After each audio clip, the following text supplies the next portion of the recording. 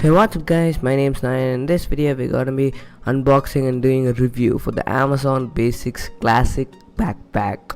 So yeah, let's get started. But before we get started, make sure you give this video a like, hit that subscribe button and the bell icon to get notifications for all my future videos. Now that you have done that, let's get started. So this is the box in which the backpack comes in, and the price code on the box is $9.95, but you can get it for around 700 rupees. Opening up the box, the first thing you get is the backpack itself in a plastic wrapper.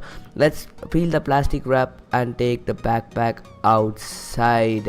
On the front of the backpack you get a zip, which is pretty good, and opening up the main zip you get a pocket to place the laptop. On the top you have another zip for your pen drives and stuff, and you get two pockets for hard disks and many other accessories. And the good thing about this backpack is that you get two pockets on either sides with velcro on it. So yeah, that is extremely rare in this budget. The shoulder straps are a bit thin, I would say, but yeah, I'm completely okay with it.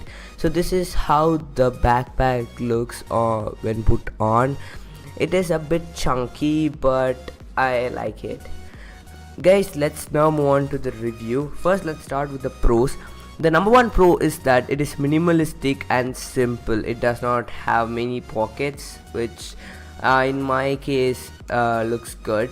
And the second thing is the quality. The quality is just good, and the zips are good too, and I'm sure it will be long lasting. And the third one is that I told you before that it has two pockets which can be used for the water bottles, and it can also be used to keep pens and stuff. Let's now move on to the cons. The number one con is that it does not support laptops bigger than 14 inches, and then the second con is it does not have any pockets. And this backpack is good for those who want a decent minimalistic backpack under 700 rupees.